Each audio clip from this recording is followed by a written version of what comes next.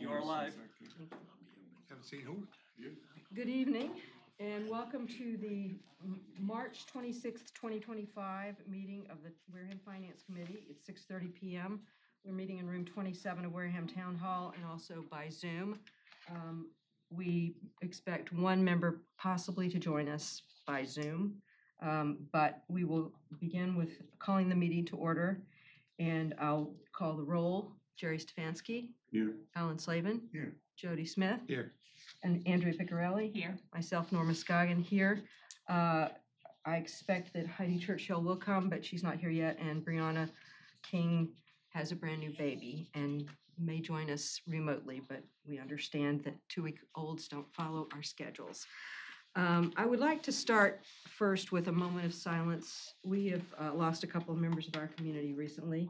One is Gail Camarano, wife of Dom Camarano, and also Denise Schultz, wife of Carl Schultz, all longtime important members of the community. And if we could just have a moment.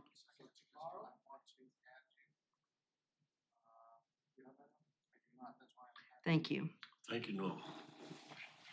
All right, we will start with the first item on the agenda, which is approval of the March 13th, 2025 minutes. That was the budget workshop. Do I have a motion on that? So moved.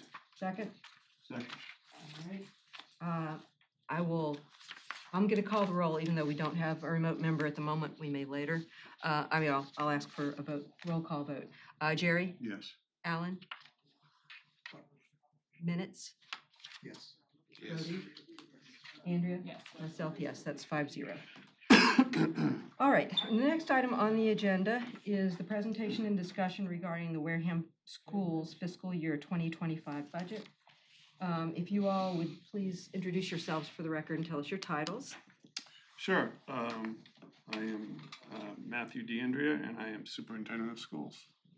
Good evening, I'm Kristen Flynn, I'm the Director of Finance. Great, thank you and welcome. So with that, I would just like you to How logistically feasible. go forward with your presentation, please. Sure. So it's nice to see you all again. Thank you for the invitation. I did, you all have the slides that we sent along.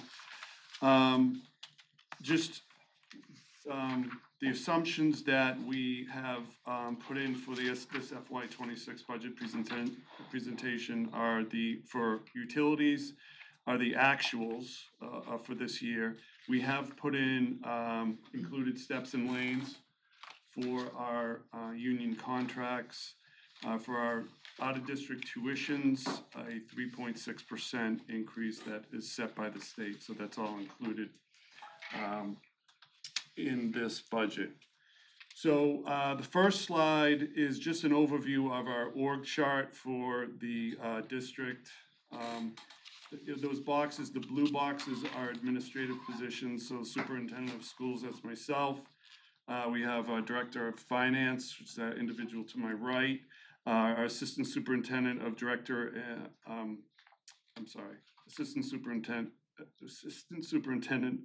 director of curriculum. She also oversees professional development and technology. We have our director of student services, which is our special ed director. And then you go over far to the left, we have our transportation coordinator, oversees our busing, director of facilities that also oversees fields and grounds, food service director, our 3 principals, of course, and our WCAS principal, which is our past night program, and the director of Beyond School Time, which is our after school programs. 2 of these areas, the food service and the Beyond School Time, are grant funded and are not included in this budget. I also want to point out that there have been reductions at this level. We've reduced the district administrator position, the director of technology position. These are previous to the FY26. A bookkeeper position, 2 fields and grounds positions, 0.4 of our out-of-district coordinator, and half of our plumber. So those are reductions that have been made in the past. The next slide is the cost of these district positions, or at least most of them.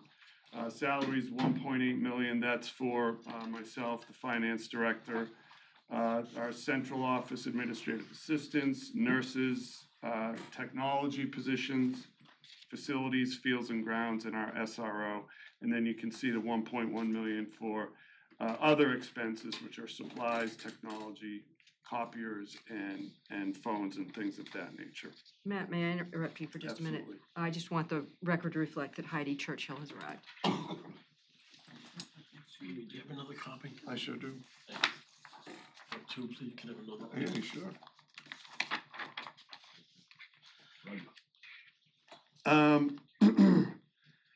And- Moving on to, Excuse me, one more second. Roger, would you like to just grab one of these chairs? No, Or- listen, Okay. by all means, thank you so much. I'm stretching my legs and I don't want to interrupt Matt. Okay, thank you. moving on to the high school. This is our org chart for our high school. Our high school is 5 grades, 8 through 12. We have a principal, of course, 2 assistant principals, and 3 deans that essentially oversee the discipline for the building. Overall, there's 110 staff members approximately at the high school. And that includes all positions, administrative assistants, custodians, food service.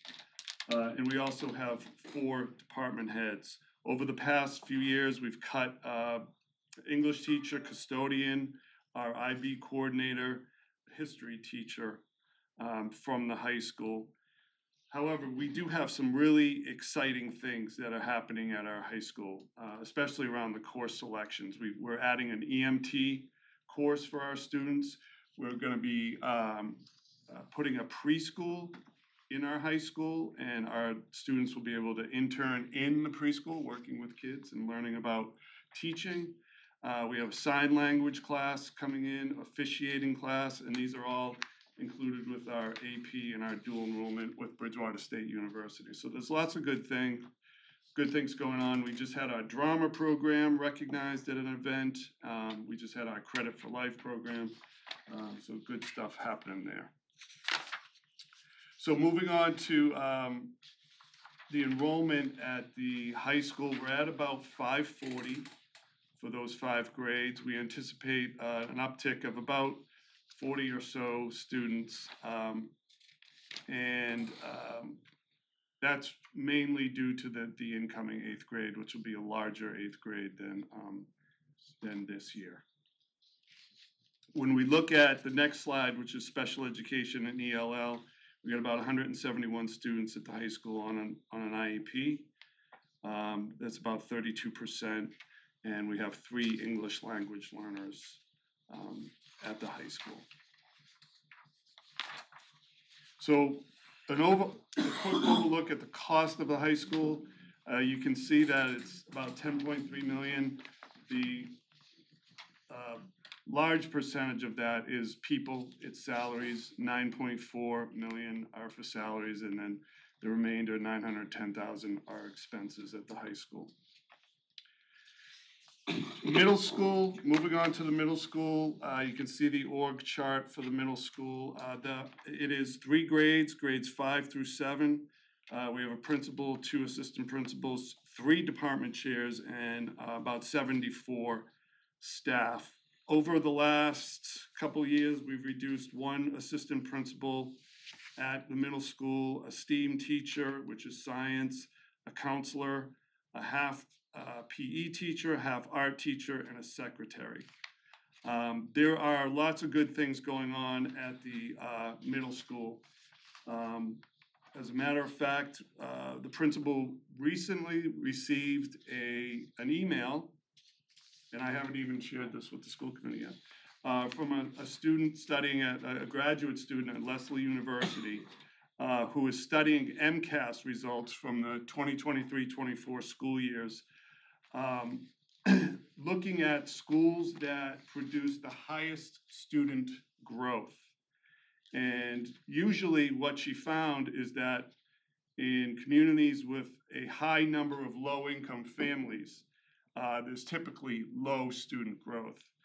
And she said that Wareham Middle School is one of the only examples in Massachusetts that produced such strong growth with a large percentage of students designated as low income. And she wants to come to the school and see what we're doing.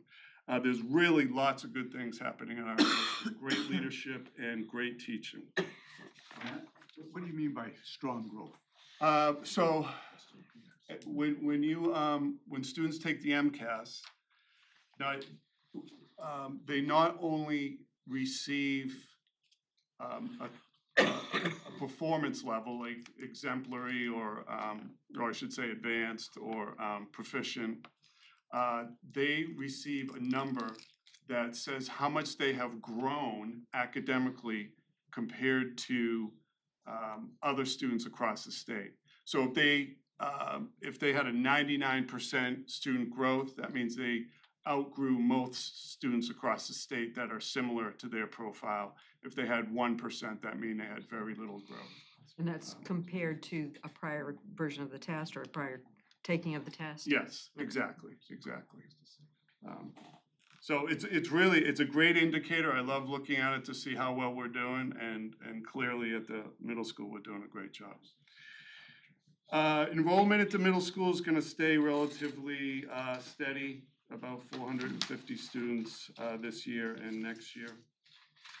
Our special ed numbers at the middle school were about 27%, 119 students, and we have 6 ELL learners.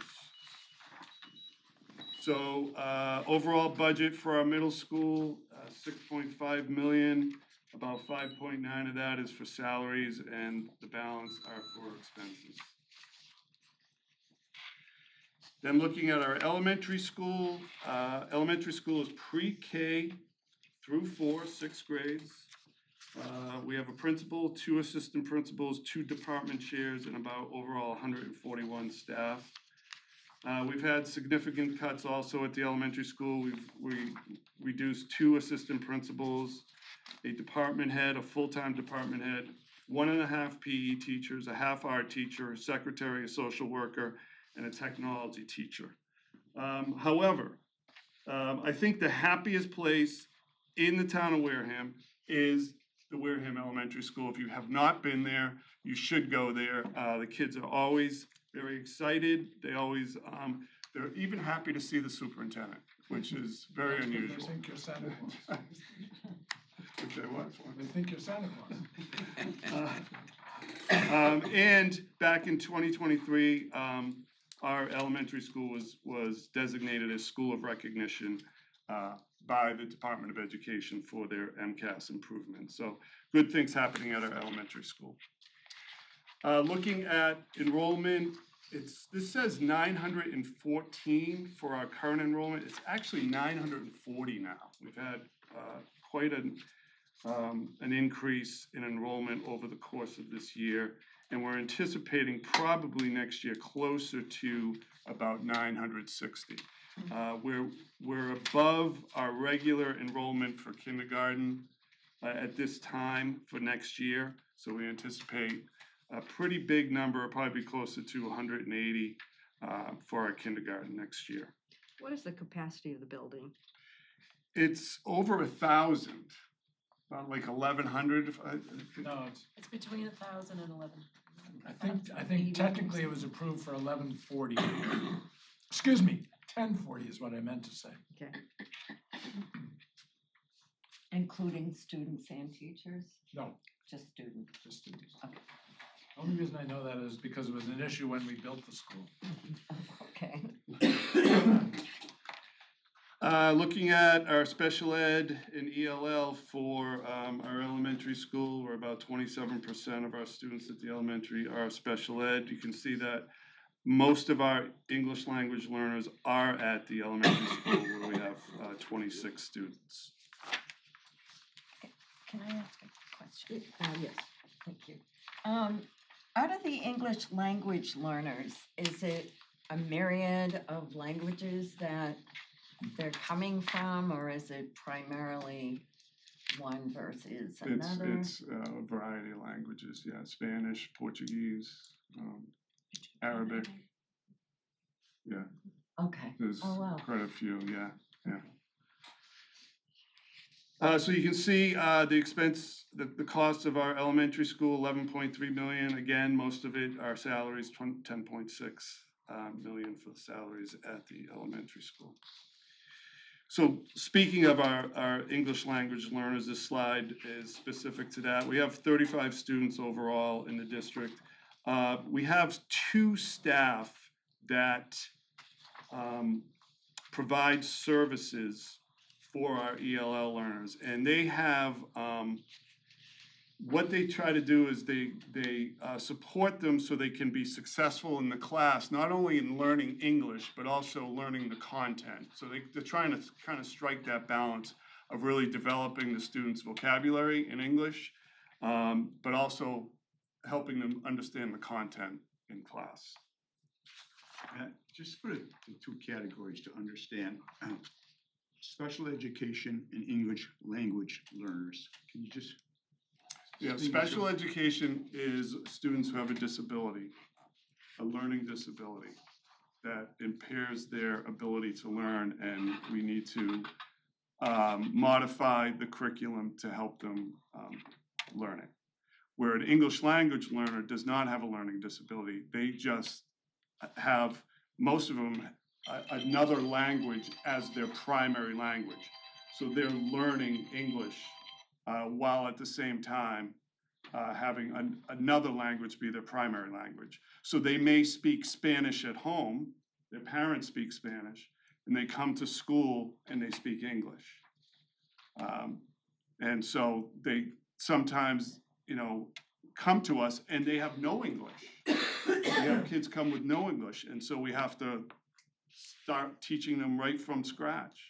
Is there a certain number of months where you can take someone that knows no English and by the end of the school year, they're good at, they don't have to take it the second year because they're proficient? I don't know if a year, I think they give you about, the expectation is 4 years. I'd have to go back and look. 4 years in an ELL program that they would expect a child to be able to be proficient in English. They have levels. There's 4 levels. Level 1 is virtually no English. 4 is proficient in English. So you really want to move them through those levels. Are they integrated in the regular school system? They are. Every day, and they just have? Yeah. Sometimes they're Okay. pulled out to work on little lessons, Okay. but they are included in the classroom. That's And I tell you, it's amazing. You see some of these, 6, 7-year-old kids that can turn to one person and speak Spanish and turn around and speak English, just like that, like it's nothing. It's such a wonderful skill. When you're young. Yeah. Okay. Moving on to our transportation department. Of course, very important positions. They have a huge responsibility getting our students to and from school. We have 1 coordinator, 1.5 secretaries, 30 drivers that include the subs, and 8 monitors. $800,000 contracted for special ed. This is for transporting our students out of district to private and collaboratives, public special ed schools. And then $220,000 for foster and homeless. Those are kids that go out because they're homeless and kids that come in. And then $313 for parts. So transportation is, there's a lot going on there. It can be very costly for us, but it's very important. The town has been super supportive in providing us with new buses every year. Our buses get a tremendous amount of use over the course of the year, lots of miles, and so having a regular replacement plan has been very helpful. So the next slide is looking at each one of these cost centers and comparing FY26 to the current year FY25, showing how it's changed. Most of them are increases. There's a few that are decreasing, but you can see the bulk of it is at our three schools, and the bulk of it is for salaries. So a level service for FY '26 would be $39,517,411. That's an increase of $1.845 million. Now, that's before offsets. We do have revenues that come in that we can use to reduce that number. So if we take that $39,517,000, and these are the offsets that we have that we use to reduce that number. We have the 240 grant, which is IDEA, Individuals with Disabilities Education Act. You may have heard a lot about that in the news recently. Our circuit breaker is a state grant, so to speak, that helps offset some of our special ed costs. School nutrition, Title I, I'm sure you've heard a lot about that. That's an entitlement grant that we use a portion of it to offset this budget. Career Pathways grant is for the high school. Pre-K revolving is money that comes in from our pre-K tuitions. McKinney-Vento, which is the Warren article we'll be talking about later, and the town's share for the plumber. So $2.9 million, we're able to reduce that $39 million. So a level service budget for FY '26, all said and done, $36,592,125. The next slide then shows FY '26 compared to FY '25 after offsets. And when the difference between the two budgets or the 2 years is $1.9 million from FY '25 to FY '26. Do you know the percentage increase off the top of your head? I do. It's on the last slide, 5.7%. And you mentioned that salaries account for a lot of the increase. Those are step increases, union required? Exactly. It's steps, lanes, and COLA. Yep. And the next slide shows that. So there is a mistake on this next slide. I'd like to just clarify. The salary increase, it says $1,846,000. It's actually $1,646,124. However, that is salaries. You can see that it is the major piece of the increase to this budget. Out of district tuitions, $92,500. That is also out of district tuitions are extraordinarily costly. We're going to get to that at the next slide. And it is also a wild card because it can reduce quickly and it can increase quickly. And then you can see right down the line some of the other areas that have increased. So our total increase after changing that first number is not $2,045,000. It is $1,845,979. And that's just another way to look at how our budget's increasing. The next slide looks at tuitions to other schools. So these are students that need to be educated outside of the district due to their extreme needs. Bristol County Ag, that's those students that the programs aren't offered at Upper Cape Tech. And so they tuition out to other vocational schools, and we pay that, so we got $30,000. Then we have our special ed collaboratives, that's a public special ed school, 1.2, almost 1.3 million, and then tuition to private schools, which is 2.3 million. So you can see the overall is 3.7 million. One of the challenges here is, like I said, this can change very quickly. We just had a meeting today with our special ed team, and we're actually getting some additional students in that need to be tuitioned out. That's going to add about $300,000 to that number. So that's challenging. Does this include charter schools? Does not include charter schools, no. That does not come out of our budget. Is it fair to say that the children, the students who are educated at the private schools versus collaboratives are the higher need? Or Mostly, yeah. Or just there's something very specific about their needs? It can be that, or it can be, I think yes, because some of those private schools are residential, so the kids are actually staying there. So it can be higher needs, but yes, sometimes it can also be specific needs, And if they are residential, are we paying for their room and board as well? yes. Is there any discretion in having particular children go to a residential program? Who makes that determination? That's determined by the team, the special ed team. And you always try to look at the most cost-effective way to educate the child, but also in a way that meets the student's needs. So that's the balance there. And any student who lives in Wareham is entitled to whatever it is that they need. Is that correct? That's correct. The next slide is just really showing you some of the revenue that we had in the past that we don't have this year. So that's also impacting this.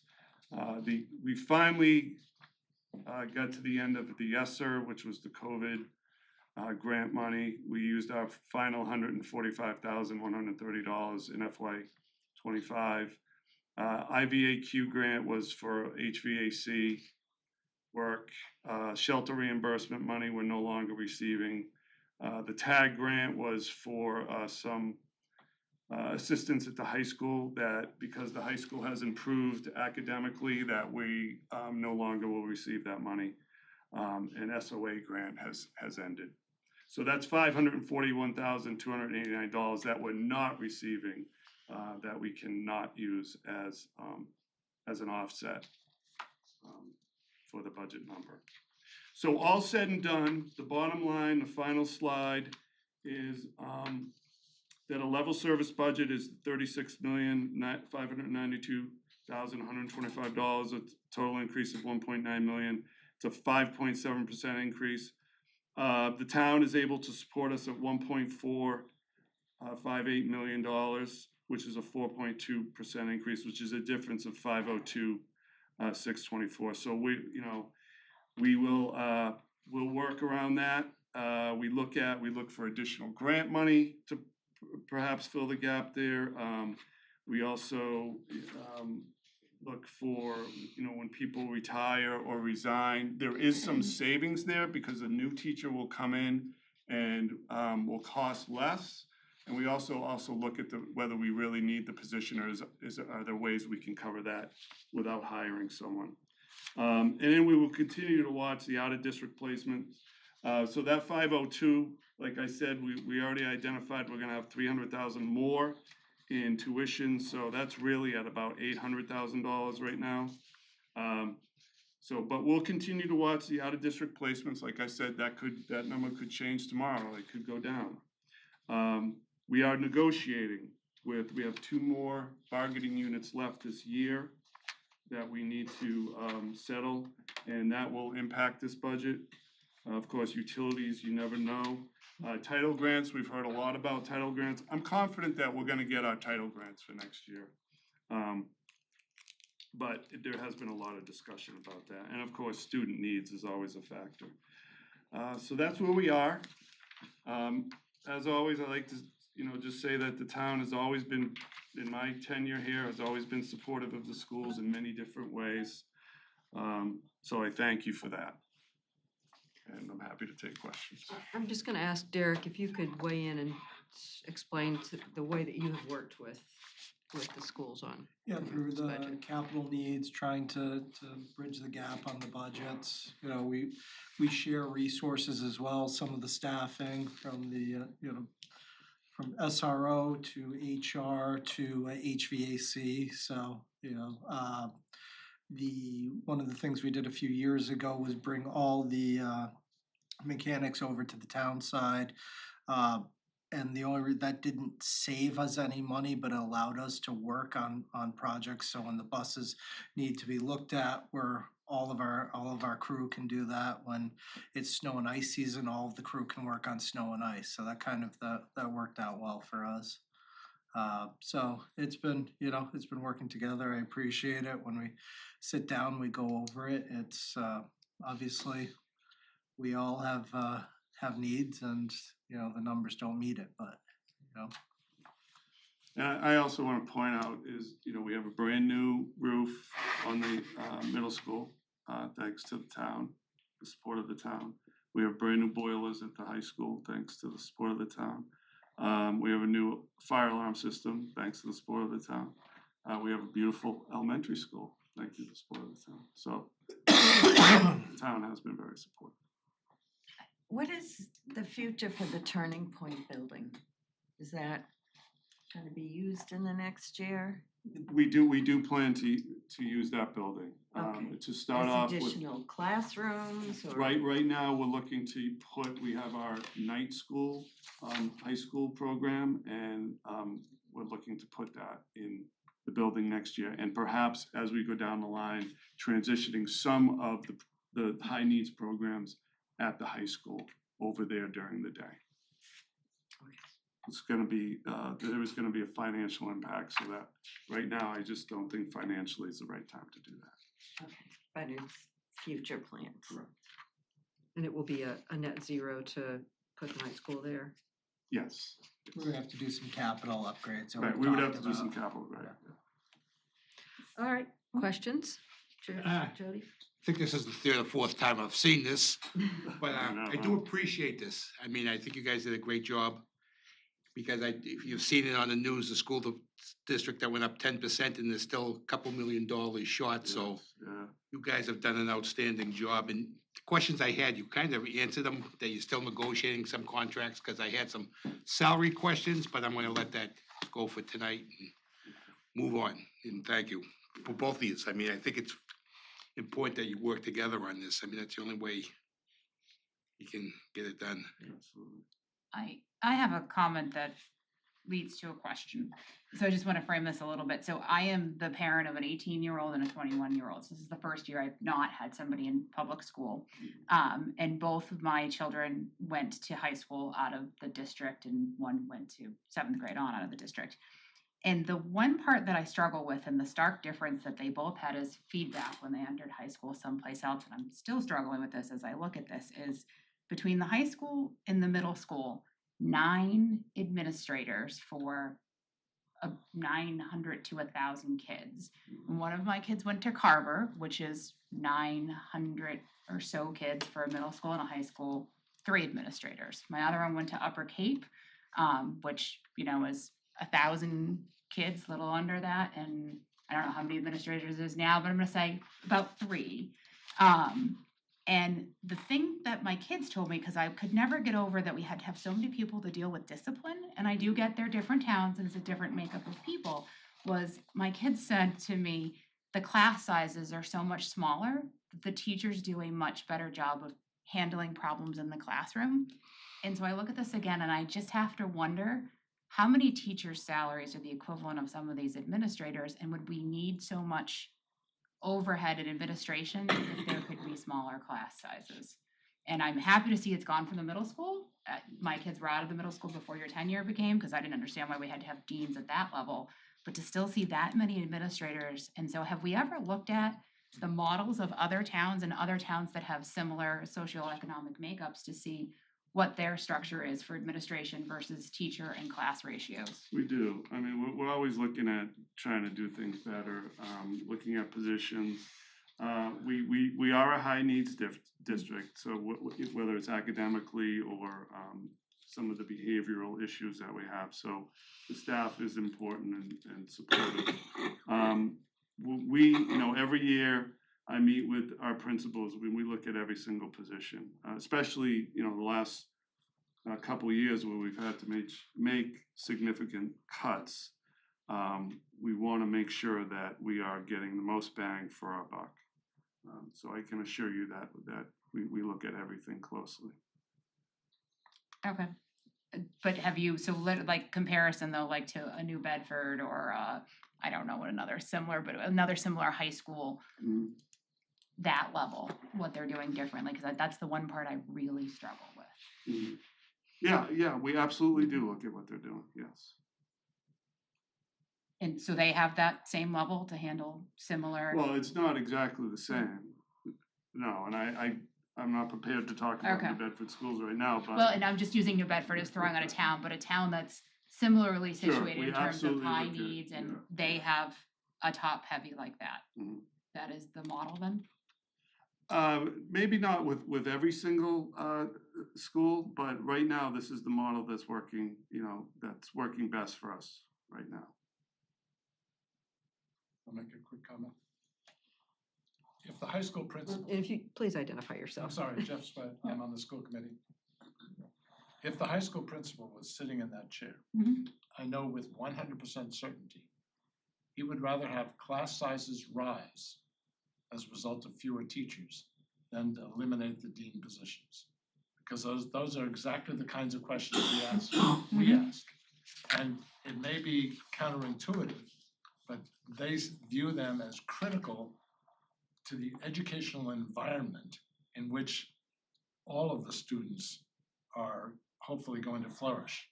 And what you cannot have, and I think he would agree with this, but this is me talking now, you cannot have a very small percentage of the student body impacting negatively the entire educational environment. It's just unfair. I believe we already lose students to other places.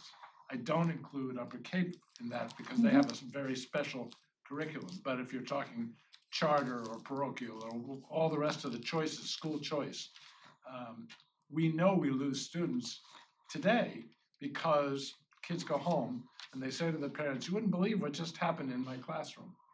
And that is extrapolated to mean the school is out of control. But Mr. Palladino, I assure you, would say, take away those deans and the educational environment would be dramatically worse. Thank you. Jerry? Since the fiscal 26 budget is based on the fiscal 25, how's fiscal 25 working out so far after 9 months? So far, there are some challenges which are reflected in the budget. You'll see the budget drivers, which would be our out-of-district tuitions. Right now, those are not challenging us. We've had some movement when some students that are no longer in placements, changing placements. So that area of the budget in 25 is in good shape. Transportation, out-of-district transportation, as Dr. DeAndrea said, for special education and for homeless and for foster students, that's always, if you've watched any of our meetings, you'll see that we've requested some budget transfers for that. That's unpredictable.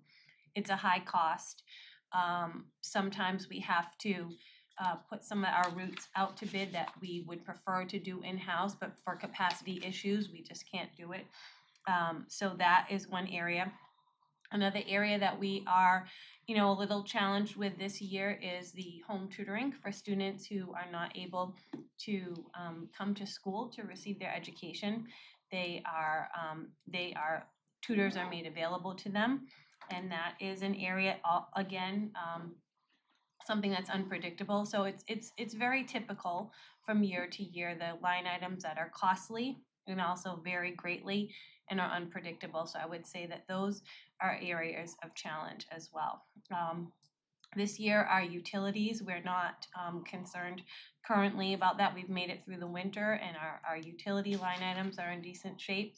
That's one area that we look to sometimes, that we watch closely. And we also watch closely our salaries. And so we're keeping tabs on it, but I would say of concern would be the transportation, out-of-district transportation, special ed related services, medical related services, things that we just cannot, predict with any real, I don't want to say confidence or accuracy, but things vary so greatly and they're such out of our control that we do our best to predict it. But, as Dr. DeAndrea said today, just today we had a meeting And since we last presented to you a few months ago, we've had some significant changes in our out-of-district population that may not impact us this current year, but will impact us for next year.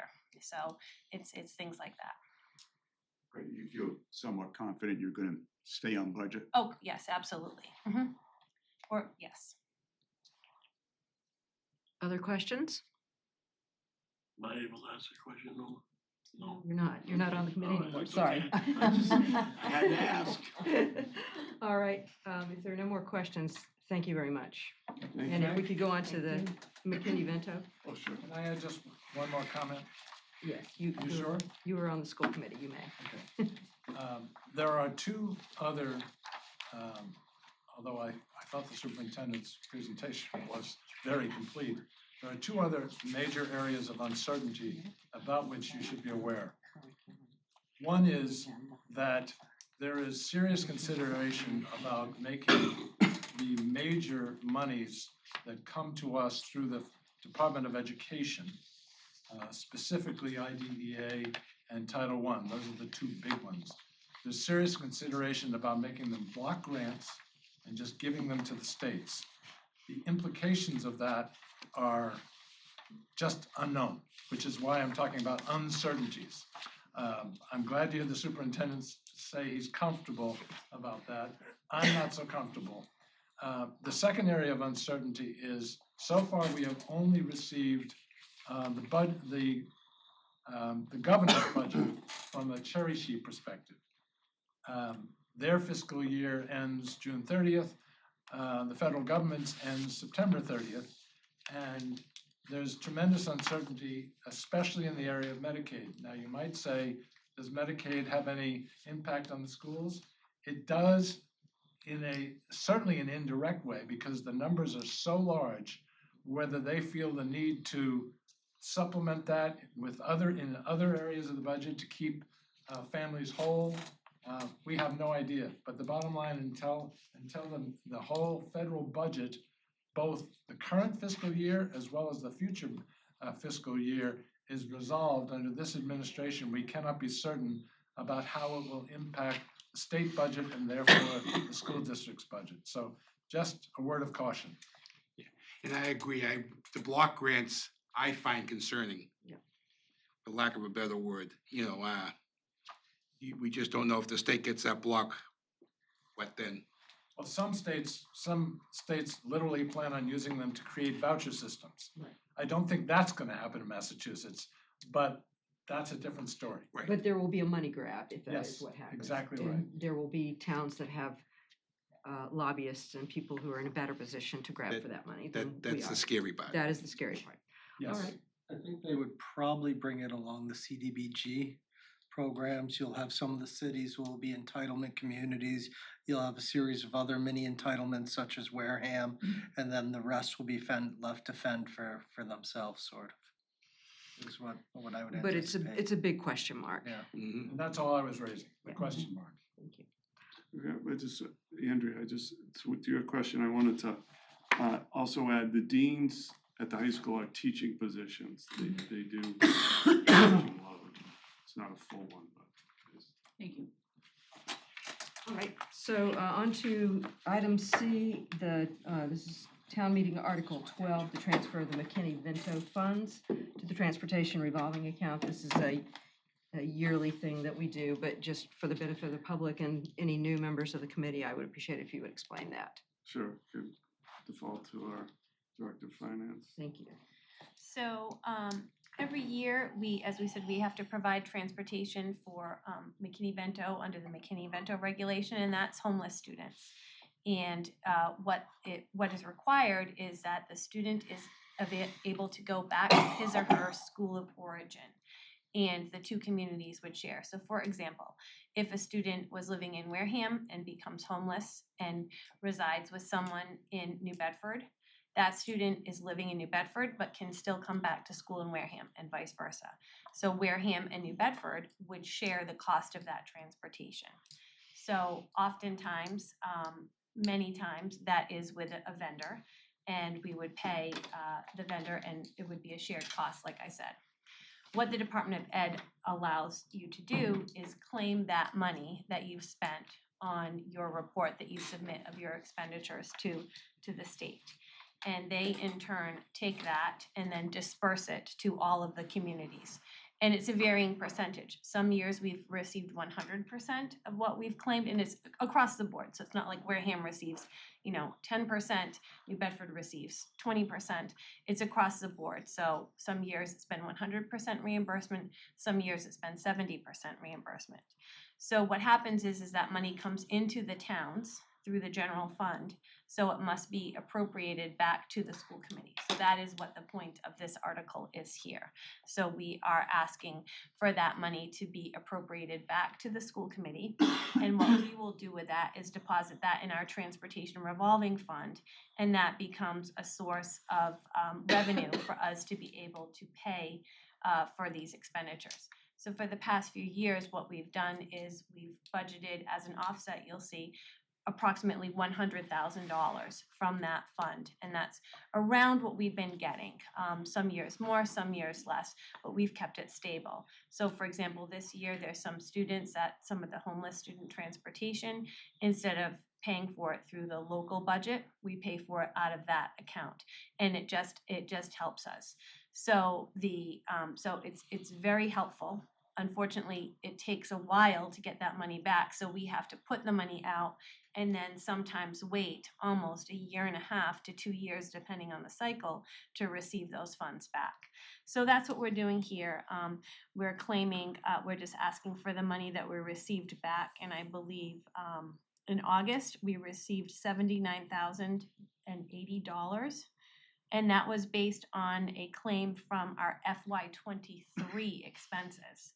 So in FY23, we expended that. We filed a report in FY24, and at the end of FY24, the funds are released. So this year, they were released in August, so actually it was FY25. So it does take a bit of time to make its way through to us. And that represented approximately 79% this year. So that's what that is. And just to put that into context, on that claim, there was 15 students that we claimed that were transported. 8 were from Wareham to other districts, and 7 were from other districts to Wareham. And the districts that we cost shared with that particular year were Fall River, Kingston, New Bedford, and Plymouth. And this year, I can tell you that right now, we're looking at expending $280,000 approximately. If these students remain in their placements, remain in their schools, and the transportation continues through June 30th, that's what we're tracking for McKinney-Vento students. And there's more towns involved as well. And we've seen that increase with some of the shelters, the emergency shelters, and also so that's been the major driver of that. So this is, what you're saying is this is housekeeping in terms of it's just a matter of placing the money in the right place, and the amount varies from year to year. It does, yes. Questions, comments? All right, thank you very much. Thank you. Thank you.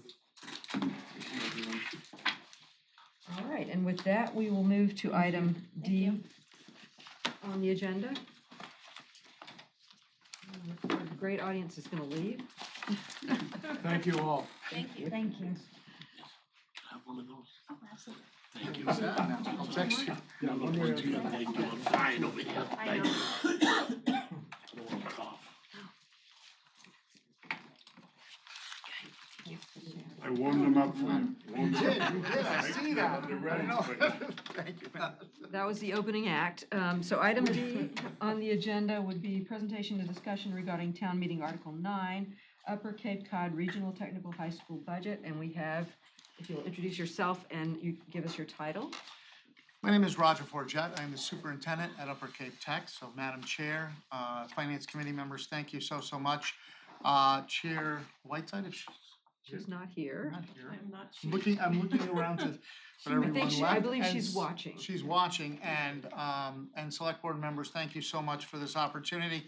And especially instead of doing it twice, to be able to do it just once, having will 5 be- towns. Be filmed for posterity. Oh, there we go. And you do have a select board member behind you. One select board member. Hi, thank you so much for coming. My pleasure. Do you have a? presentation right here. And with you, you have somebody who looks vaguely familiar to me. I have one of our school committee representatives, Dominic Camarano, that is joining me this evening. And our chair, Mr. Fitchemeyer, was unable to attend. He did say he was going to try to be here, so I got a text earlier saying I will try. So if you're out there, Bob, hope you're watching. So welcome. Let me first start by saying Upper Cape Tech is extremely grateful for the support that we receive from the town. Everything that we have that take place, your support of our students, of our staff, of our facility has always been very gracious, and we appreciate it. Upper Cape Tech acts as a municipality, so we are in charge of our snow removal, our healthcare of our retirees, all of the overhead, the heat, utilities, safety, security of our staff and of our students. With that said, let me start off a little bit. I did send the presentation, so you have it in front of you, and we can use that and go from there. Sure. So our budget subcommittee is made up of Michael Deegan, Dominic Camarano, Robert Fitchemeyer, and Mary Ann Smith, well represented on the budget subcommittee. Our community involvement, and this is just a sample of some of the community service that our students and staff provide to our 5 sending communities. We really try to reach out to give back for the support that you provide to the school. You can see here the Wareham Community Garden under horticulture and some of the other pieces that we have been involved in, and just again, this is just over this past year. Our co-op employment, Upper Cape Tech, I am proud to say, has the highest co-op rate throughout the Commonwealth. And our placements of our juniors and our seniors out in co-op. And as I'm going through, if you have any questions whatsoever, please just ask. Our enrollment has continued to increase. You can see over the last 6 years that it has steadily gone up. This year we are at 871 students, so you're right on the money. Just under 900 students. We have 5 administrators. He whispered. Just saying. So our enrollment by town. This past year, Wareham has gone down 18 students. And our hope is that, and it's very secular because the year before we were up 25 as it goes through. The next slide is net school spending, and I provide this because of the required net school spending that's set by the state, what is budgeted, and the difference in that. You can see here that Upper Cape Tech, we are extremely frugal. As Mr. Camarano refers to me as being an old Yankee, I am going through to make sure that we spend every dollar and we spend it wisely. The next slide has our comparison of our operating assessment. Again, that is by town. This is right from the Department of Education. And you can see the cost of the operating FY23 is the current slides and current assessments that is up on their website, $13,708 compared to the $22,877. Some of the drivers this year are contractual obligations. My colleague mentioned before about steps and lanes. The increase, we have a newly negotiated, not quite ratified yet, contract with our teachers, and that has a 3.25% increase in addition to those steps and lanes. Our health insurance increases, bless you. Allergies. That is also, and through the help of the town administrator here, Mr. Sullivan, we have in conversations been reaching out and working with the Mayflower Health Group to lower some of our costs. We're currently in the Cape Cod Municipal Health Group. Their initial forecast for increase was 12 to 15%. That has changed and they have come down slightly from that. But those are some of the increases that we have seen over the years.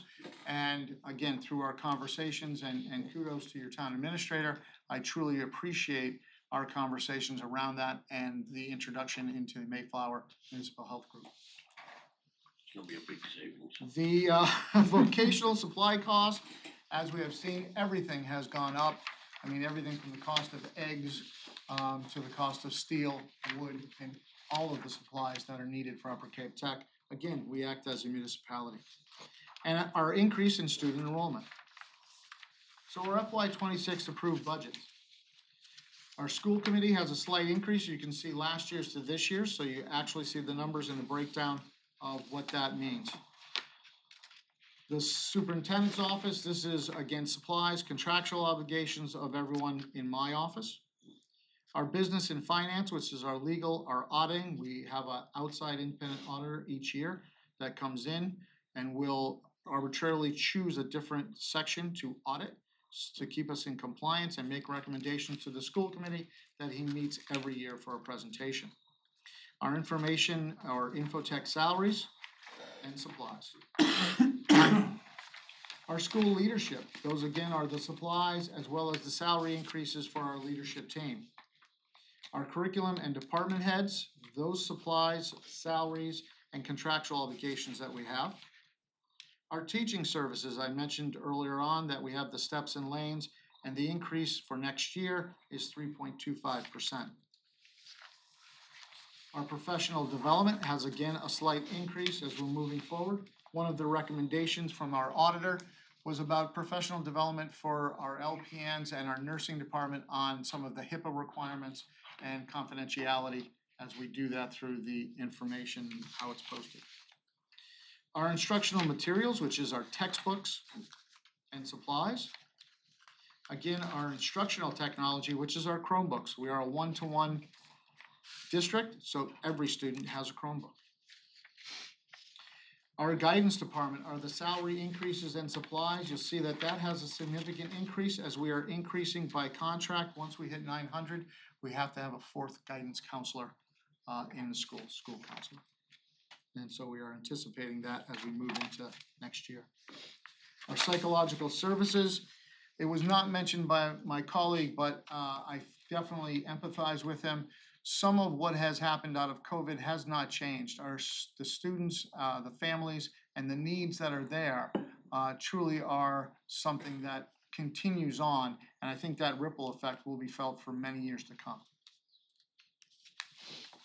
Our medical and health services, this is 2 school nurses with almost 900 students and 15 independent vocational areas. The need is certainly there for 2 school nurses. Our athletic department, our coaches, our officials, and our supplies. We've added the wrestling team, and I spoke with Coach Sweat prior to this meeting about our co-op for tennis that we have with Wareham currently. Our student activities, again, those are our advisors, and the increase based off of the negotiation with our Unit A teaching staff. School security, again, is a contractual increase along with the supplies. All of our cameras and anything that's needed along with the detail at the bottom of the hill is included in that line item. Custodial services, we have had to move to an outside contractor. We've had the posting up for quite some time for evening custodian, and we've had to move to that based off of the number of buildings and the requirements that we have to maintain them, along with the cost of supplies, again, just astronomical and tripling. Heating and utilities, we have not moved that line item the last few years. That has always been stagnant. We've increased it this year just because of the cost of gas delivery along with electricity. I'm sure we are all feeling that pain. And you do have the solar panels on the roof of your We do. parking area. We do have that, but even that has not added to lessening the cost of what the increase has been just because of the delivery cost for the electricity and then again for the gas. And electric buses is another story that I'm happy to discuss at another time. Absolutely. Maintenance and grounds, again, those are contractual as well as the cost of supplies, which is, if you've been to Upper Cape Tech, and as always, I invite the FinCom and Select Board to come for a tour, come for lunch. We would love to show you the school and the students and what they're working on. And some of you know what they're working on quite well. Our maintenance of our buildings, again, those are really supplies along with contractual increases.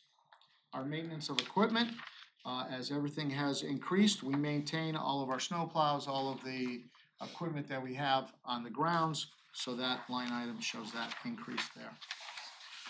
Employee benefits, I started off by discussing the Cape Cod Municipal Health Group and our desire to move into the Mayflower Health Group. That includes our retirees in this line item. And that's a large increase. Our insurance program, which is our building, our liability, our student insurance, again, these are just costs that we transfer over.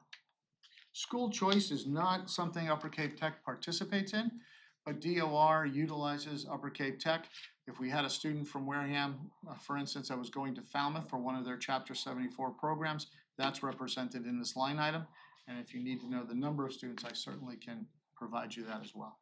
Yes, sir. On the employee benefits, Yes, are you still for retirement under GIC? we are. You want to also contact Plymouth County, they have a program that'll save you money. Okay, thank you so much. I appreciate that.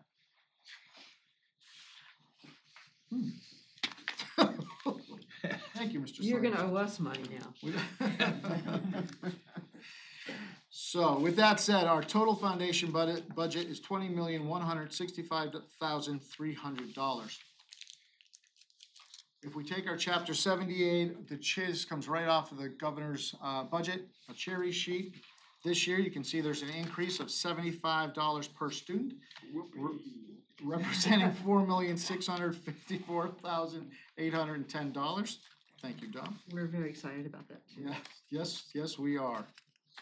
Our anticipated interest revenue is $75,000. Our anticipated municipal Medicaid, again, we kept that at 10. And our E&D, the school committee last year did not apply any E&D to the budget, against the budget to lessen it. This year, the school committee's recommendation was $300,000, again, to help with the assessment to the town based off of the lack of the state's assistance with the Tell me what E&D is. It's our excess and deficiency. It's our, for lack of a better term, free cash like you have for the town. We are by statute allowed to have 5% of our budget, and that is certified at the end of each year. And then that is sent out to the town administrators in all 5 towns of exactly what that amount is. This year it was a little less than $100,000, but that along with what the school committee expanded that to put in $300,000 against the budget. It leaves us with a net foundation budget of $15,125,490.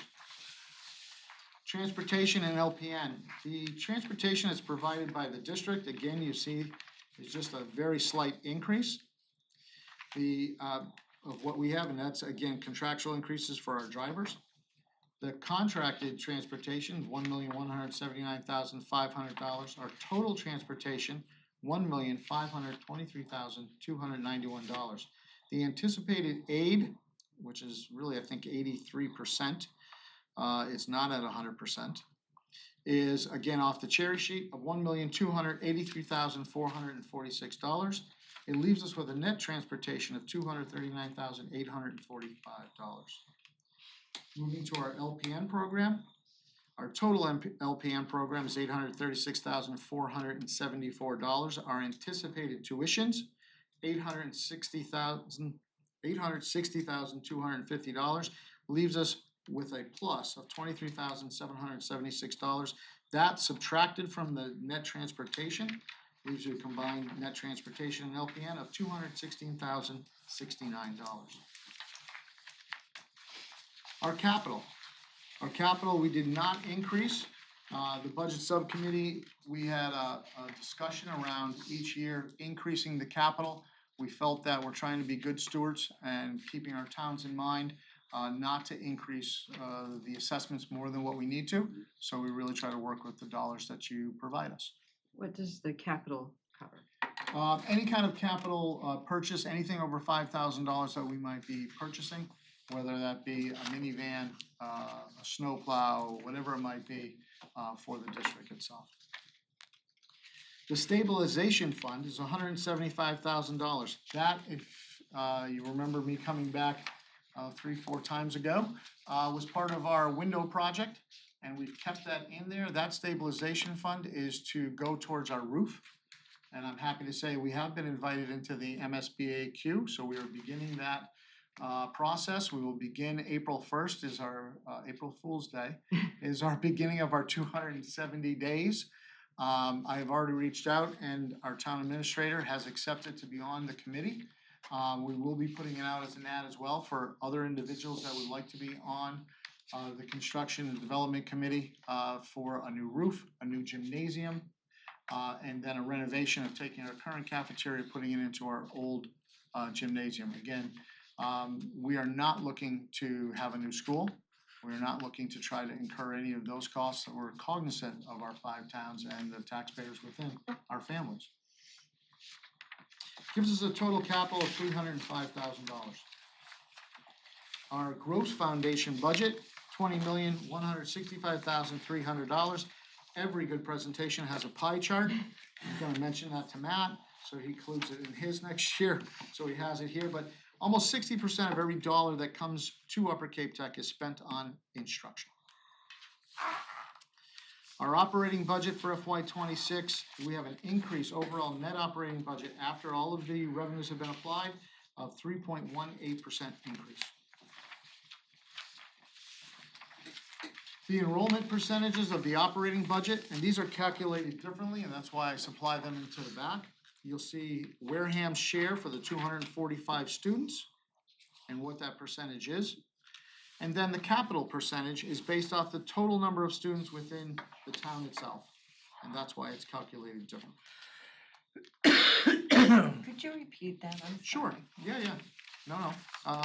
So the operating budget, everything to operate the school is calculated based just on the number of students from Wareham at the school itself. But the capital budget of that $130,000, I wanna go back to it, here. Back 2 slides, is calculated by the total number of students in the town. And those numbers are provided to Upper Cape Tech by the town school. Why is it done that way?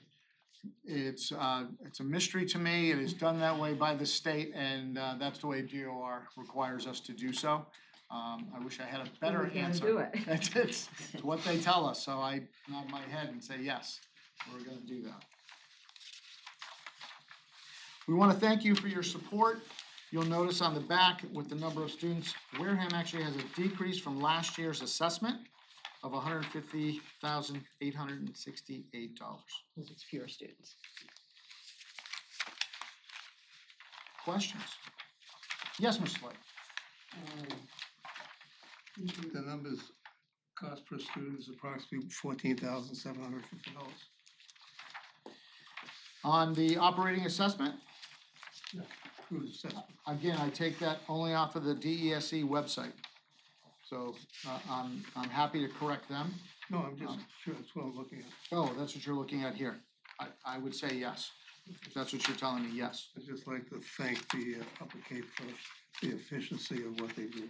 We really do try. I mean, Mr. Camerano likes to keep my feet to the fire on every dollar I'm spending and how I'm spending it. Which, to his credit, he questions every school committee meeting when we go through the treasurer's report, which line item and where it's going. So you do have an advocate watching very close.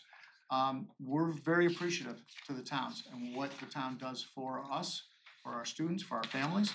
And being grateful, we have to be good stewards of that. I have a good friend, Andy Patino, who's a teacher at the school. He is in the Marine shop, Yes. and his good dad person. was prior too. Yep. Yep. Again, thank you. It's been consistently for the last 20 years for me that Upper Cape has been, the best buy that we get for school. I appreciate that. Thank you. On behalf of the staff, we say thank you. Jerry? What grades do you have? 9 through 12, 9 through 12, okay. Now, just as the high school yes. has special education in English language learners, which they have an extra expense for. Okay. Yes, In your 4 grades, do you have any? we do. We are nearly at 30% for our special education as well. And we actually have 6 students ELL, so we're in our high school, nearly double what you have here in Wareham. Again, that's from 5 sending towns. So we participate in all of that. That's included in each one of these line items that I have here. I don't break it out by department, I break it out by actual groupings of the teaching staff and what it costs to do so, along with the supplies. You got about the same percentage Correct. as the high school, as Wareham Yes. Public School does, huh? Yes. And, and for many students that have not had or had the opportunity for vocational education, the opportunity to be in and be a hands-on learner and have that freedom, you're able to truly learn and express yourself and really spend the time on your trade area, but you're also learning the embedded academics that are born within, whether it be math, English, science, that might be happening. I did for the school committee to really provide an exemplar of that is to bring in a piece of red oak, and as a carpentry teacher, I'm very familiar with the porosity of wood, and I could speak to all the different species and going through. And with my students, I would start off with, well, can you blow bubbles through wood? And the students would say, absolutely not. That's a solid. You can't. You can't. When we're going to try it with some different pieces. Now, a piece of rock maple, the porosity is not there. It's not like a piece of red oak, in which if you put liquid soap on the end, and you could have a piece a foot long, blow on this end, and you will blow bubbles out the other end, because the porosity of the wood allowing the veins to go through. That's a science piece that is embedded right into the shop and what the students are working on.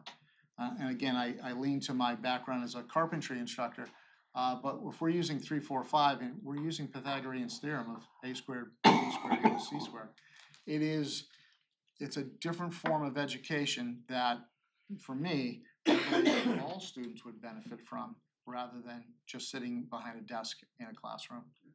You have that percentage and your cost is only 14,000 a student, so I commend you. Well, thank you. I think we are not completely comparing apples and You are apples not. here, because you're not paying $150,000 for a residential program for any of your students or anything like that. We are not. In fact, by regulation, they would have to come back to the towns to do so. So we are not. But So you for don't have the this- super high end. Correct. I think that's what really throws us off, No, but unfortunately. It's all relative. on the flip side of that coin, our budget, our budget includes all benefits. No, Where I'm their not school doesn't- saying, Where their school, where Wareham doesn't. I'm not suggesting that you aren't doing an outstanding job of budgeting. No, I I know believe that. you are, but on that piece, I do think we have to be It's not realistic apples about and oranges. what's required. Both schools are not apples and oranges, They're there's not. many different. Yeah, there are a lot of difference. I had the question, there's some legislation, I believe, being proposed that There is. would change how you accept students. So it's actually at the Board of Education through DESE, they're looking at lottery, and Mr. Sweat left here, but running a charter school, he's very familiar with the lottery system and what has to happen with that. We'll see what comes out of that. There's a push at the legislative level to do something different. It will not affect students next year coming in, but it would be for the class coming after that. We currently have about 350 thereabout applications currently to Upper Cape Tech. And this year, our principal has accepted about 275 to date. So we're not far off from our waiting list and the students and opening up the door. If I could have all of the students that applied, I would take all of them. Absolutely. But the discipline end was something that we really looked at. Well, Upper Cape Tech is probably the most strict school when it comes to your requirements. As you come through the class, and whether it's the academic class, the Stop talking, vocational please. class. Excuse me, Sorry. can we not have a sidebar? Thank you. The students are required to put their phone into a holder on the wall. Any day you were to come in and watch that process happens, whether it's academics or shop. We're teaching a work ethic. We have, as I mentioned, 15 vocational areas that act as 15 independent businesses, and safety is paramount in every and each one of those. So we cannot have that allowed into our school. So we're extremely strict. Clothing and what your attire is, because again, safety is paramount. The phone, use of the phone. Just what they're doing, students in general, on what the requirements are. It's a very different way of looking at school day in and day out. Now, to that end, you also have the freedom of being in your vocational area for 6.5 hours a day, which allows you freedoms from being in a desk, in a classroom, or just moving from class to class. So there are give and takes with all of it. We provide a transition program in the summer for all incoming eighth graders moving on to ninth grade. And we go through all of those expectations. And those will not change regardless of lottery, regardless of legislation. Upper Cape Tech will insist and stay with those because, again, we're training you for a career and we want you to be the best you can possibly be. Well, as someone with a couple of family members who've been through your program, I know how good it is. I do have just one question, if you don't mind. Sure. How come when making 45-degree cuts with my miter saw, I can never get the corners flush? What am I doing wrong? You need remedial. You and I woodwork. should spend some time together. I'll show you how to do that. Can you bring my husband into that remedial question? He told me it was because he didn't own a miter saw, and then I got him one, it didn't make a difference.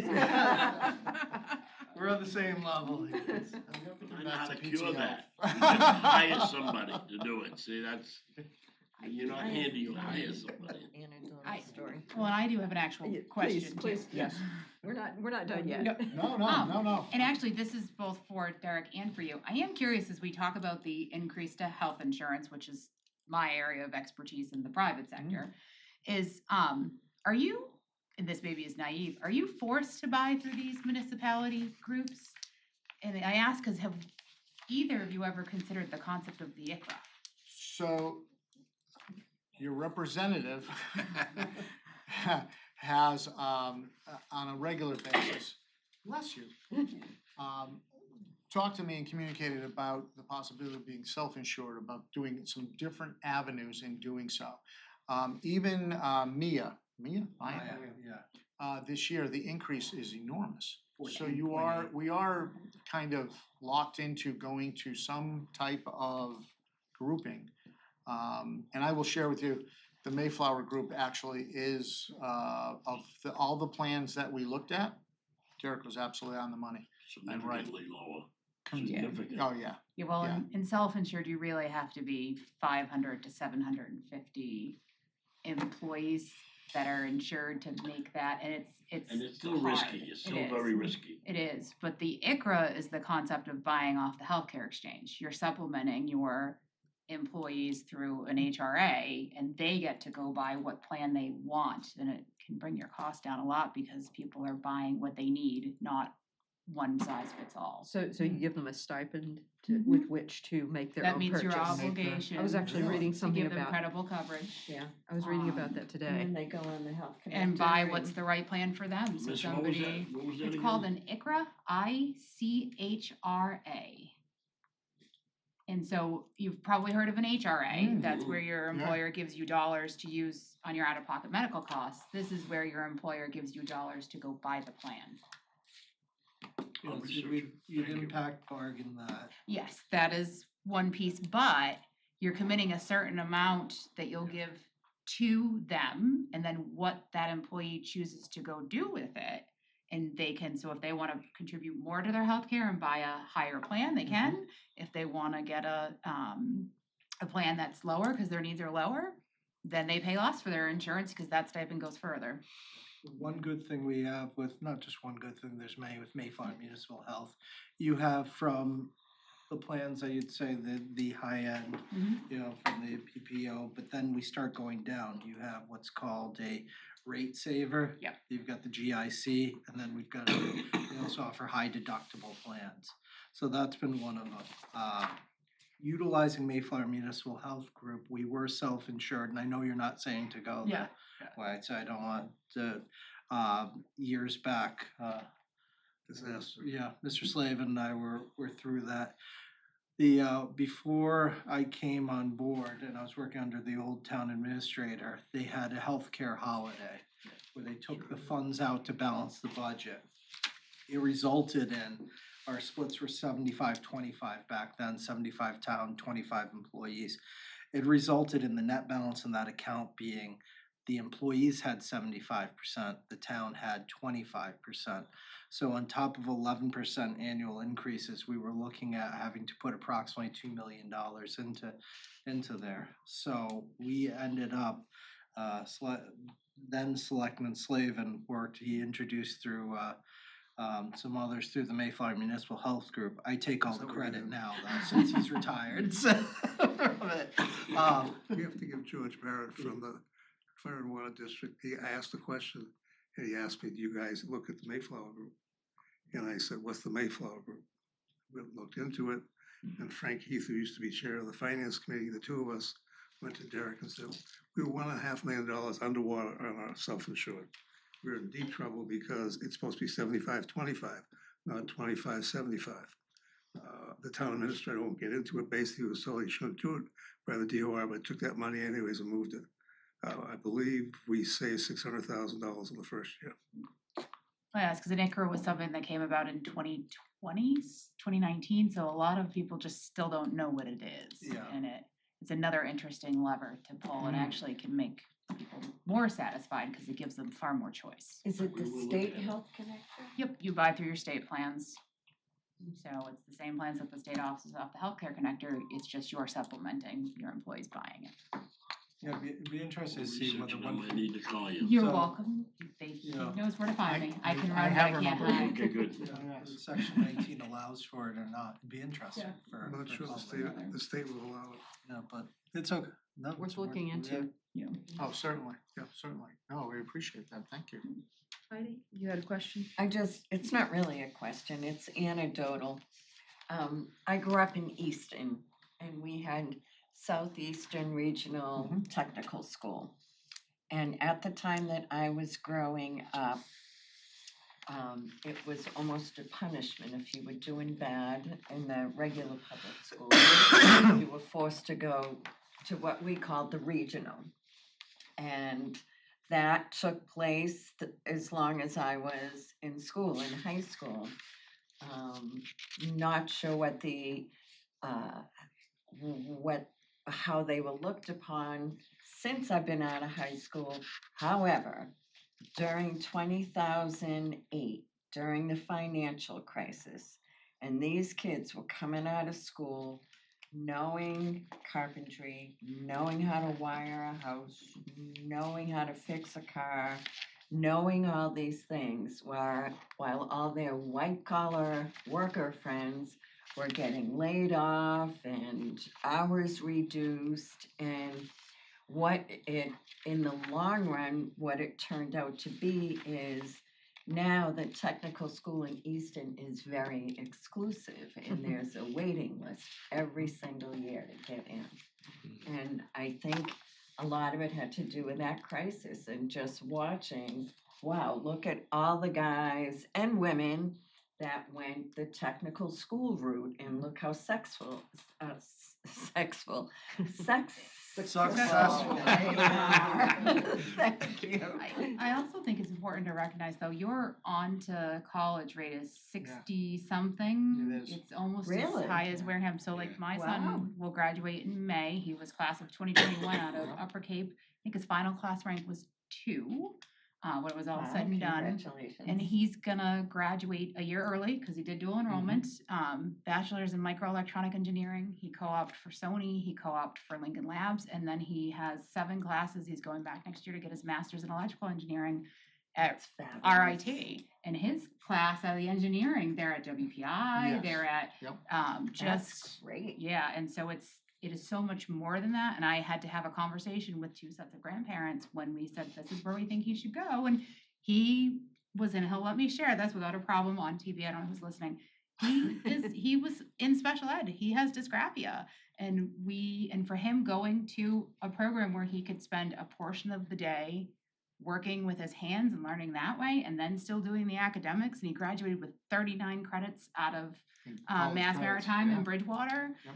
All of those things combined, it just, and he's going to a career where the average starting salary when he graduates next year is about $100,000.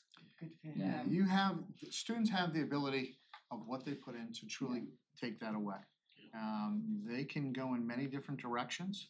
And we have a student currently out of our automotive shop, graduated 2022, that actually works for Halliburton, is in Dubai, all over as a diesel mechanic, and his salary is well beyond mine. And he's, They have the jobs that can't be replaced by machines for now, at least. Correct, yes. Yeah. Yeah, it is an opportunity for students to live here and live local, and have a living wage without going in, to serious debt if they wish, but if that's a route that they wish to go, then by all means, they have that ability to do that and they are prepared to do that. I think part of the issue really is that there's a lack of education of knowledge. People say tech school and they figure, well, these are the kids that can't do anything, whatever. Upper Cape is not a barrier to go into college. Actually, it's an advantage. So one of the pieces of that legislation that you're speaking of at the board with the proposed amendments to the chapter 74 regulations is the requirement of all of the sending towns to have a plan in place for the middle school. Currently, we're not allowed into the school, so we don't even come into Wareham. In fact, we were told no, to make a presentation and do that. And I wasn't gonna say that, but putting it out Bothers me there. tremendously. Because our principal sent it out to all the sending towns, and that is the response we received. Which is fine, I understand it, but it's unfortunate because it's taking away from our families, our students in our communities on the options that are available. And we should be fostering that and supporting that wholeheartedly. That is my belief. We do have a newspaper that would be one. I told them to take out and send her ad in the newspaper, because it's not, I don't think it's fair to our students in Wareham not to have an opportunity that the town pays for. And I don't think the schools, the principals, I don't think they should say no to not letting us do a presentation. Well, that's Wait, sort of wait. outside, beyond the Okay, purview okay, of but we this still are a meeting, Wareham school. but I And hear they're what not you're saying. letting us do that, and I think it's dead wrong. That's- And I'm on TV saying that. Real quick, you send your kids off to college, they kind of see what the job market's gonna be after 4 years of the job. Are you looking at jobs, the young person comes in the 9th grade, what's the job market gonna be like in 4 years? Do you kind of look ahead and see what's? It's part of the exploratory program for them to look at that and see that as they go through all 15 shops. I understand So that, that's a but piece of that. I'm saying adding programs. So we do, and we look at the demographics in the area, what is out there, working with the local WIB, what are the needs in the sending communities. It really, before we're going to open up a new vocational area, I wanna make sure that we're truly providing value to our communities, to our families, and doing that to our students, so that we're not in any way, shape, or form sending them into a pathway that may not be as profitable for them to be as successful as we hope that. You also have your advisory boards. We have our advisory boards that meet twice a year, our general advisory meets twice a year again, that really oversees all of the vocational programs within the school. The other piece to that is, as we look at, putting in all of the forms and filings and criteria and data into the Department of Education. It is only the vocational schools in the Commonwealth that are required to have a 1-year and a 5-year follow-up on all of their graduates. All of the high schools do not do that. That's So we interesting. will track our students to see that they have positive placement and reach out to those addresses, emails, text messages to those students so that we can actually upload that. That is part of our requirement as a regional vocational school with the Department of Education. And what a great tool for you Yes. going forward. Yeah. Maybe all the schools would benefit from that. Do you have a goal of how many kids you can bring into the school in the future? Like 5 years from now, can you see you being over 1,000? So that's part of what the MSBA group will actually be doing. Because when they look at the school itself, they're going to assess all of the academic areas, the vocational areas. They're going to look, we put in about building a new gymnasium because our current gym does not hold all of our student body and our faculty. We have to have our events outside and cross our fingers for good weather or have a rain date backup for it. You were saying that 3 years ago, too. I was. It's taken a while to get there. But that is part of that group. That will be a negotiated, where's the vision of how far and what are we going to build it for? We're currently almost at 900 students. It's probably a 2-year process, so we'll see what that number is. But they can't really dictate to you if you don't have the Don't have the equipment. facilities.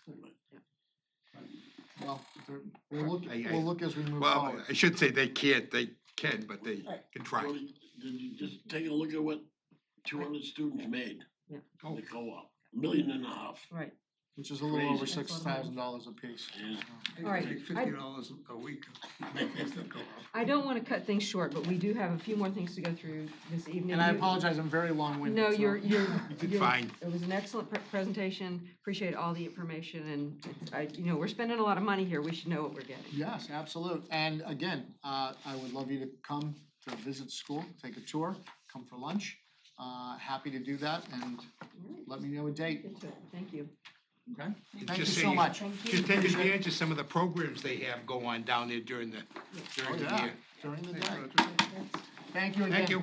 Thank you, thank you, And, Roger. thank you for Wareham TV, covering our graduation and one of our graduates. Food, by the way. Oh, you got, I think you a few go. of your I post graduates it are once working every for other month. Wareham Media. Thank you guys, and I miss you. Thanks, I Dylan. miss yous. Yeah. See you. We Bye. miss Thank you so you. much. All right, Alan, you're up next. Would you mind moving to the hot seat so that, What do you want me to say? Because the capital planning, Mr. Sullivan brings the stuff forward. Is it the article? it's the article in the charter and the bylaw. Okay, that's what I'm asking. That's your expertise, right? Yep. Okay. If you wouldn't mind, we just need we don't need anything lengthy, I just wanna make sure we know what it is you're proposing. And we do have I'll have the language of that in our copies of the warrant, which you got a few weeks ago. Okay. First article, which has to do with the makeup of the capital planning committee. It was done, And that's Article 14. basically, I think I put it together 2007. And it was laid out a certain way for who the members are, et cetera. If you look at Mass General Law, it actually specifies capital planning committee for requirements for members, et cetera. Mr. Sullivan made a comment to me that it would be nice if he had the ability to ask for a designee. Sometimes because he can't make it, and same thing for the treasurer. So if you look at the article, we've changed it to allow for those things to happen. Also, Mass General Law does require that the town accountant be a member, but doesn't have to be a voting member. And she also can do a designee. And that's basically what you've got. The other one, Jerry did a lot of work when he was with capital planning. This is Article 15, the capital planning And what we did is the definitions. dollar amounts go back 20-some years. They're completely ridiculously low. So we've gone in and looked at what the dollar values are for construction, for equipment, for like a police car with equipment, et cetera. And we raised the dollars up to a point where it's viable. So Mr. Sullivan can take the capital line item in each department and he can put money in there and not have to go to town meeting for approval individually. So these numbers are they all fit into what the current idea is. You can't do construction for less than $200,000 today. Can't afford permanent, I don't think anymore. You can't buy a vehicle for less than $100,000 by the time you're done. That's all this is. This is just to clean up and basically take what exists and bring it up to this year. Do you have anything to add to that, Derek? No, it was I think the one adjustment on there was all new and used vehicles. It used to just be new vehicles. Yeah, it was $25,000. I didn't believe that. Yeah. You can buy a car for $25,000. They'll buy it from you. It's been a while, right? Questions? Does anybody have any questions about it, either of these matters? I asked for a floor on the used vehicles and they told me no, so. And just to be, It's new and used. yeah, just to be clear, Article 14 is the composition, or is the dollar amounts, and Article 15 is the composition, so. All right, thank you very much. Let's move on.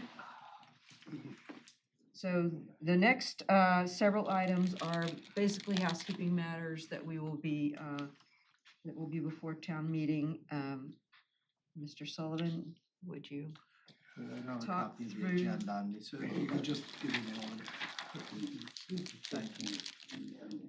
So, Yeah, that's the compensation of certain elected appointed officials. The only one that is compensated is the town moderator, $125 per diem. The rest of you.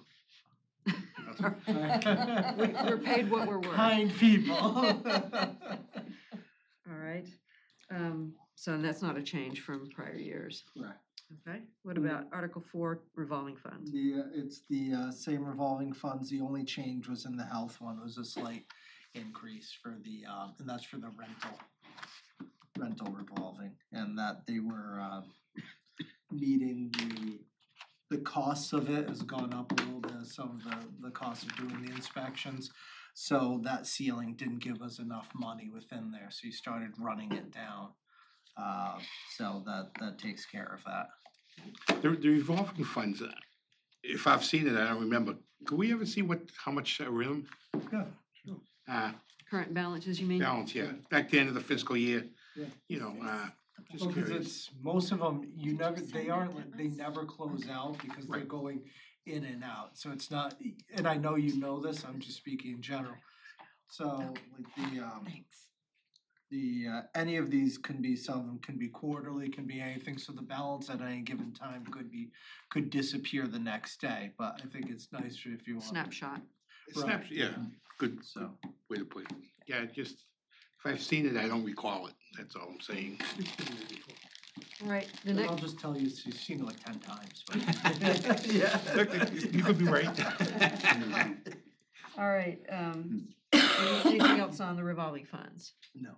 Okay, Article 10, the WPCF Enterprise Fund. That was the presentation done to you with the Director Krahansel, so I don't know if there was any questions or anything about that.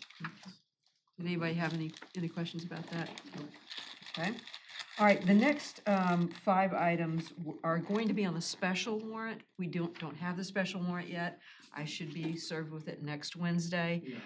But these are things that we always do, so I thought we could go ahead and get them out of the way. I have not been alerted to any budget transfers, Okay. Those are usually towards the very end. You know, we'll see if we have them. We just put it, we don't have to anymore because we have the municipal relief at the end of the year, but it's, if you know something's coming up, it's good to warn. Get it done. Folks, yeah, what's So going on. if something comes up between now and town meeting, we'll take that up, okay? Fund parking. Yeah, I have just a slight increase. Last year was 68,600. I'm moving it to 70,000 with just a little bit of extra cost. That comes from the parking program. There is currently in that account $534,380.27. So that leave $464,380.27. So there's plenty of funds within that to do it. So That's onset parking. correct, yeah. And what it pays for are from the kiosks, the supplies from the parking enforcement officers that are specifically hired during the season for that. And you know, then we also do some repair work, and some part-time enforcement thereafter, and some of the uniforms, vehicle, fuel. There's a dedicated vehicle to that program as well, so. Question, Yes, we originally had the parking and the hotel bills, tax and stuff. It was $45,000 every year goes to community events committee. So the parking stuff now is no longer funding that. You hit the hotel motel excise and that hits the limit, so. So I'm asking. Yeah. Thank you. so what does happen with the rest of that money? It stays in the receipts reserve for appropriation, so nothing happens to it unless town meeting authorizes it.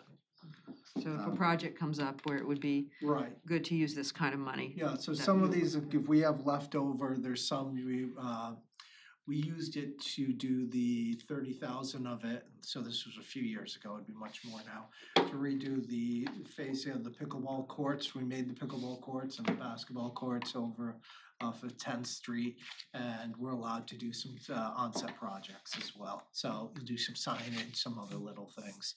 We're trying to keep the funds in there for the, initially, if things had kept on going well, I do think we need to, one of the biggest inputs I have from some of the locals is you need to increase the fees, not for the parking for the resident parking, but at the actual kiosks and stuff. They feel it's too cheap for the area, so. I got feedback that people don't mind paying $20, $30 because it's so much less than anything on the Cape. Right. So Well- they'll come and they'll actually either not put money in or they'll let it run out and, cause they don't care. That's where the enforcement comes in, I hope. Okay, I'd like to see with a dedicated car though, with the scan, I still say go with the scanners, just scan plates and you can see who paid and who's a resident at the other beaches and tell you, I got bagged in Plymouth because of that, How much Yeah, they charge? so we have, $37. we do have the programs and they have to put in, it's by plate. We will know if it's expired and they go through there with the plates. They do have the tablets and such, so we've tried to modernize it. We do not have the plate scanner, like you said, on the front of the vehicle or anything like that, but there's some extra things that we do. And it prints the ticket right out and puts it on there. And the person tears it up, throws it at our people and laughs. And then in 3 years, when they go to renew their license, they call up and pay the ticket. we get it eventually. That's fine and interest. Yeah, it's good. So, I just think it's a nice tool, they could go through. make sure you paid that ticket. Yes. It's embarrassing when you. Okay, Alright. what's next? Transfer of available funds, are we gonna have any of that? Not yet, right? But that could come up. Yeah, so I do think we will be looking at a couple of different ones, but we've already done the funding for OPEB stabilization, the traditional ones. So I take a look at that and just see what's necessary. There might be for the Bayview Park, I might request some additional funding. The wall in front of it costs more money. We didn't anticipate, we redid the wall and then actually part of it was cement and it just didn't look good just for a focal piece. So we ended up doing the rest of it in that nice granite. It looks fantastic. It looks great. Yeah, thank you. I was hoping somebody else would have, yeah, so. Well, as down there, the payloader was bringing stuff over, blocking the whole street, I'm saying, well, you know, It's gonna be amazing when it's it's finished. gonna be real nice. So, and as part of that additionally, I wanna try and move in front of the pier. So we have all these beautiful sidewalks, and the pier is this amazing entry point. And we have the old zebra, which I know some people are fond of. I will not give you my personal opinion, except I want them ripped out. So, so we'll wanna try and migrate and do some more work over there, so at least the sidewalks going through match what's going on, and it gives some continuity to the area. I was looking at it, I said, it's one of those things, when you do renovation on your house or something, why didn't we touch this as well? And Don't- checkerboarding it doesn't look good. Don't paint just one room, it doesn't work. Just real quick with your projects, my wife drove by the Lope, she can't believe how much equipment's down there, so that's Yeah. gonna be a Today was, win-win. they were going. Yeah. Huge event. It's been a great community effort, municipal maintenance taking things down, getting it set up. The people pushing behind it, the residents are getting it and working.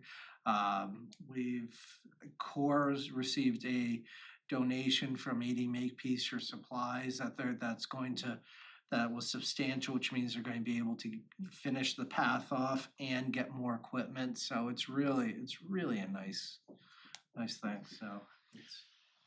All right. Prior year bills, we don't have any that we know of at this point. Correct, yeah, Okay. those are the something. Yes, Ones right. that happen at the last second. All right, and then PEG I access. do have the PEG access number.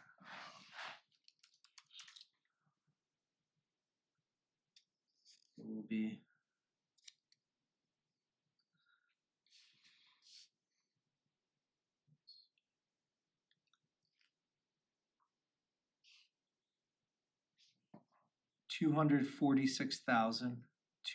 $246,209.48. So That's the total, that's for the I or think just that's for the Wareham media.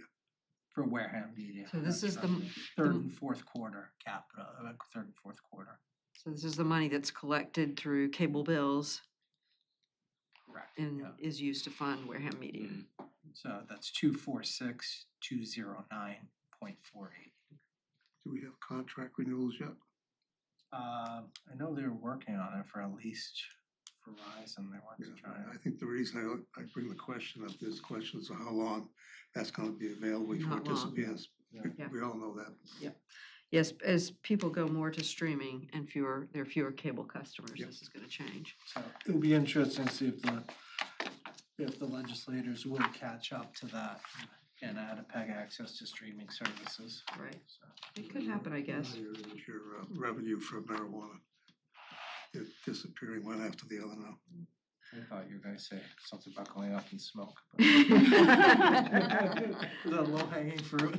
That's Cheech and Chong. I think, so thank you, Derek. That covers all the items that I have for you. Okay.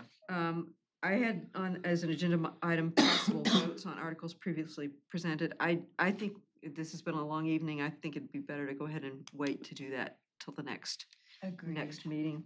And so that leaves the discussion of upcoming tasks and expectations.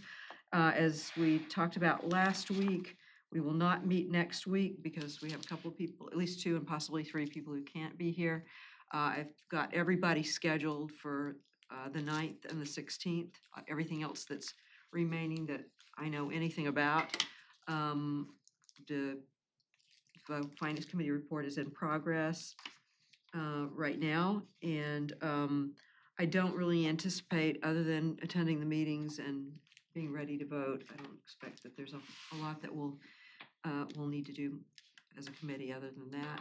We will have our usual on the night, first, hopefully only night of town meeting, but at least first night of town meeting, we'll have a scheduled meeting just in case we need to do anything last minute. Any questions about any of that?